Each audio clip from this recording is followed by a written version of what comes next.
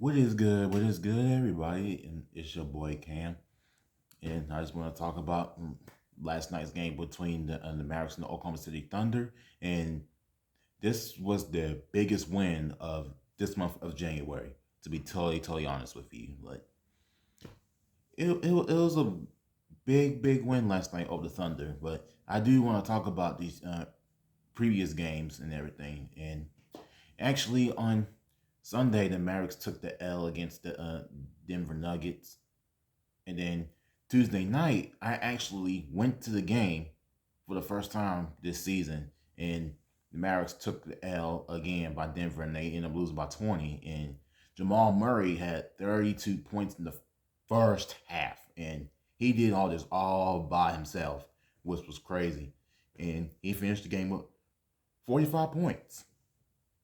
It's just no one could stop him, and especially Nikola Jokic makes all these crazy passes and everything. There's nothing you can double him all you want, but Jokic is good at finding players wide open when he's doubled.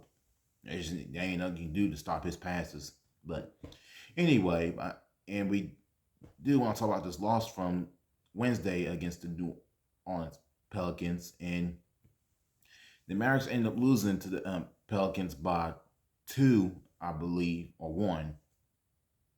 No, they lost by 3 points. Okay, I remember now. They ended up losing by three, but that should have been a goaltending call on Trey Murphy when he was blocking Spencer Dinwiddie's shot when Dinwiddie was trying to go up and take the lead. But it is what it is. But we had to just move on to the next game, like Nico Harrison said, and he didn't really want to protest. He wanted to move on, just get ready for the Oklahoma City Thunder. But anyway, so now I really want to get feedback from last night's game. But all right, so Kyrie finished with 25 points. PJ Washington finished with 16. Spencer Dinwiddie finished with 16. And Najee Marshall finished with 14. That was a very impressive win, but I do want to talk about the injuries that's been going on with the Mavericks lately. And actually, the Oklahoma City Thunder didn't have their whole team either, but all right, so I do. So last night, the OKC Thunder didn't have Shea Gilgeous-Alexander. They didn't have Chet Holmgren, who's supposed to be back within like 3 to 5 weeks, and Isaiah Hartenstein was out with a calf injury, and he's supposed to be out for about a week. But like I said before, the Oklahoma City Thunder are just tough without their bigs. They're just a problem without them. Even with Shea Gilgeous-Alexander, they're still tough. Like guys who don't play a lot, they stepped up big time.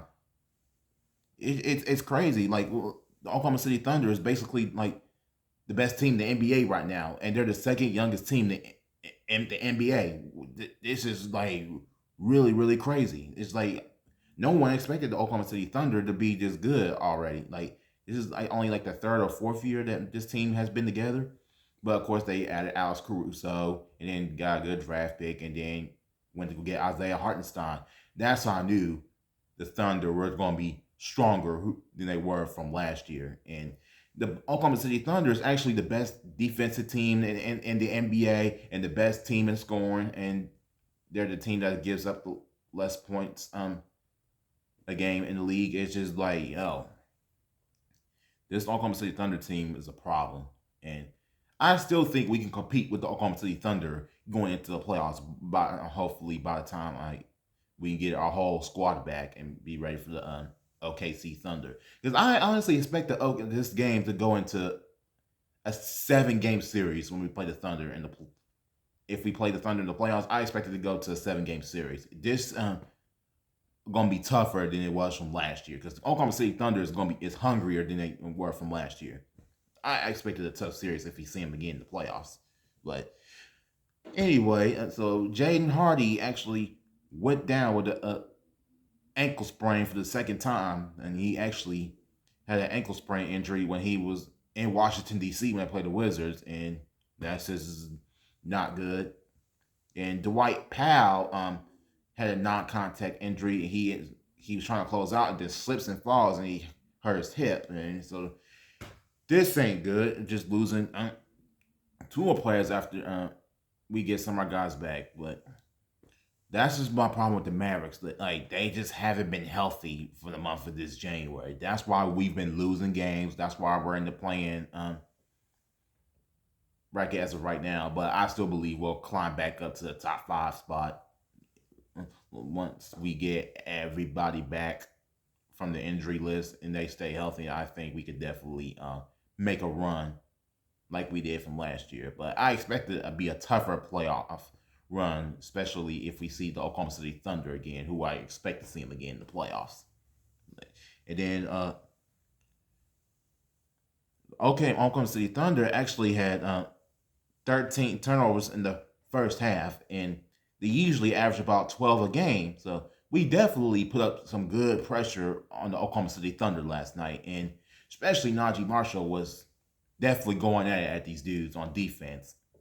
And the Mavericks had a 20-point lead going into halftime with the Oklahoma City Thunder, but did I think the Mavericks were going to blow out the Thunder? Hell no.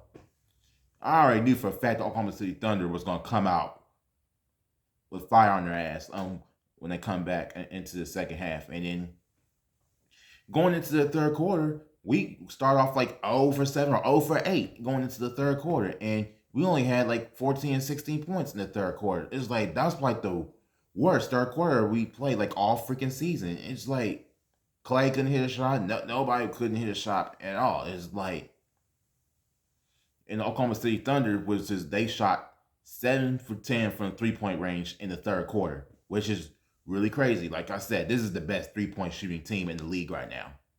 Basically, they're basically the Boston Celtics from last year's team, and they was hitting all these threes and everything. And in that second quarter, the Mavericks actually went on the 22-4 run. But like I said, the Mavericks made their runs, and Oklahoma City made their runs and everything. This is probably the best. I say the best rivalry in the Western Conference right now, especially when we played them from last year. But this game got really, really intense too. It was very, very intense. So Luke Dort got attacked for a flop, which was really crazy. And then and then PJ Washington stares him down and then tries to give Luke Dort a tap. But that didn't happen. So Aaron Wiggins shoves PJ, and of course they both get double technicals and everything. So later on, and PJ Washington gets called for a flagrant foul penalty 1 because he got Jalen Williams in the back of his head and everything, which was a really dirty play by PJ. And I honestly thought he was going to get a flagrant penalty 2.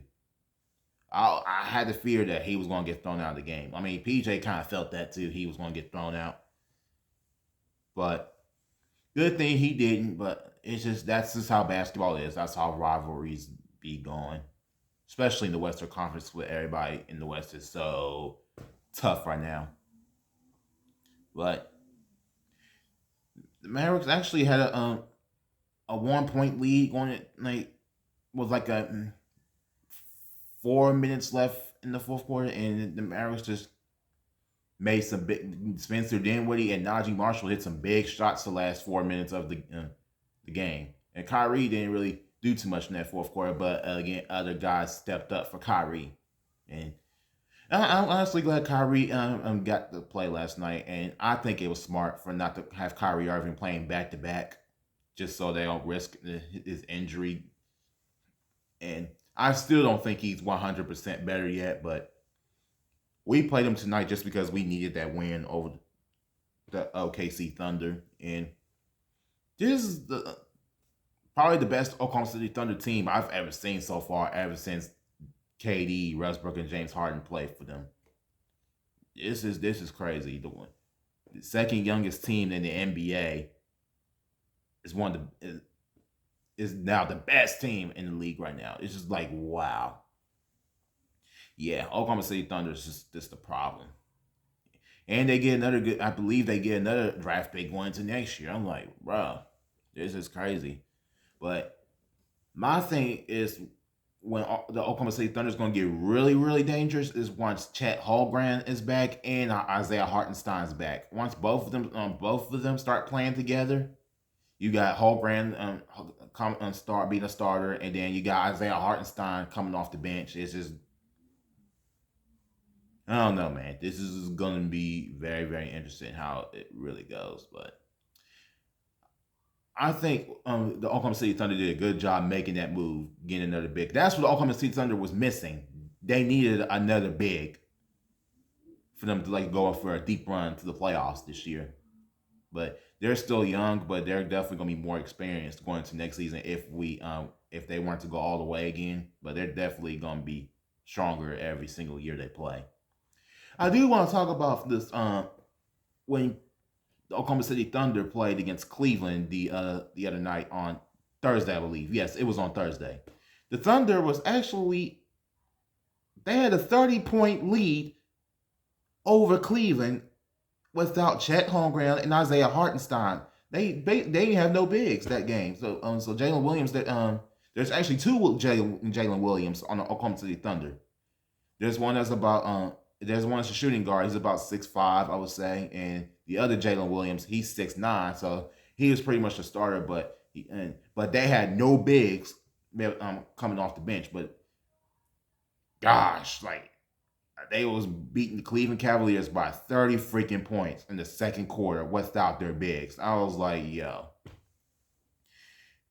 And the Oklahoma City Thunder is going to give this league trouble. Like, it don't matter. Basically, it don't matter who is not playing. They just, other guys step up.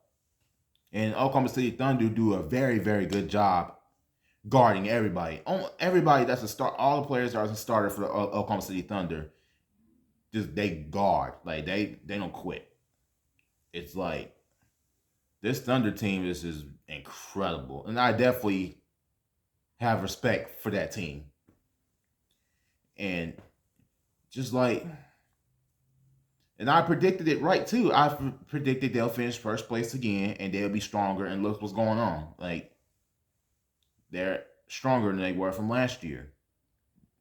They haven't been this good since 2016, I believe. That was the last time they actually had a deep run to playoffs. It was KD's last year before he went to the Golden State Warriors, which was, he had some chemistry issues with Westbrook, and then KD goes gets 2 rings with the Golden State Warriors, and then Westbrook and KD start beefing for quite a while, and they're actually a little cool with each other now.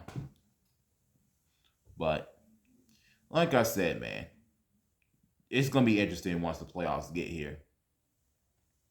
And I do want to talk about this upcoming schedule for the Mavericks coming up. So Monday morning, they take on the Charlotte Hornets at 11 o'clock in the morning, which is, I think we should come out with a dub.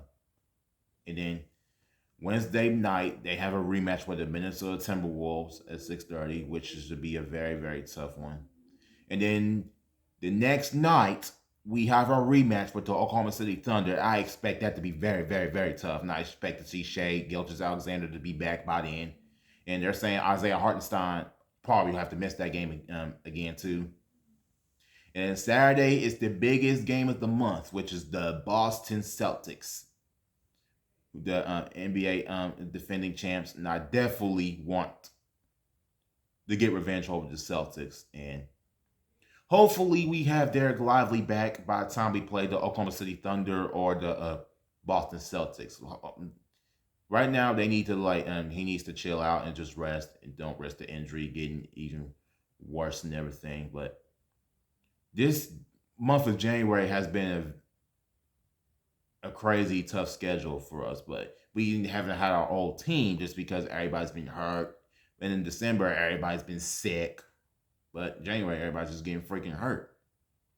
But I do have some news about on Luka Doncic. He's actually been looking pretty good, and they said he may be back in about a week or so, but he's supposed to be evaluated to see when he's supposed to be back on the 25th. So I don't expect Luka to play against the Boston Celtics.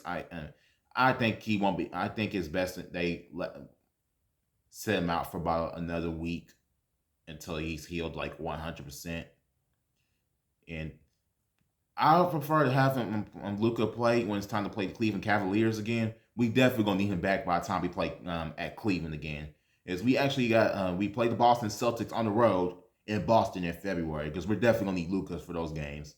And I'm just only concerned about going to Boston is Kyrie not showing up again. It's just like those fans are in his head so freaking much again. Like he sucks, Kyrie sucks, Kyrie sucks. So I'm like, total bullshit. They want to yell at Kyrie and say he sucks like that. I'm like, why don't y'all go on the court and play against him then? Like, damn, man. It's like that's just total bullshit. They want to talk about he sucks. I'm like, y'all were disrespectful to him when he was in Boston anyway, and then Brooklyn. When he goes to Brooklyn, they were disrespectful to him when he didn't want to get the vaccine and everything, and just like I don't know, man. But Kyrie actually finally has a home in Dallas, and he loves it here. I expect Kyrie to stay in Dallas for quite a while. I don't see him going anywhere else. I definitely love Kyrie Irving. I definitely have respect for him. He's definitely a great guy. He's so nice talking to fans, giving back to the community and everything. Kyrie is just such a great guy to be around with. And another thing that's been going on is Daniel Gafford is actually have been rumored to be traded, which is I'm not happy about. But if we're going to trade him, it has to be for like another big man, and it better be a good trade. And they did talk about we may trade for Jordan Clarkson. I think will be a big help because we need another guard right now, especially with all these injuries going on right now. We're supposed to get Dante Exum back sometime next month in February. We definitely need him for like defense and everything. But who was I to see? So I still believe in my Mavericks. We still, I still got hope for my team, and we can do something this year as long as our guys are just staying healthy and everything. That concludes my podcast today. I hope y'all stay safe out there. Y'all stay warm. It's gonna be very chilly for the next few days. Y'all have a blessed night.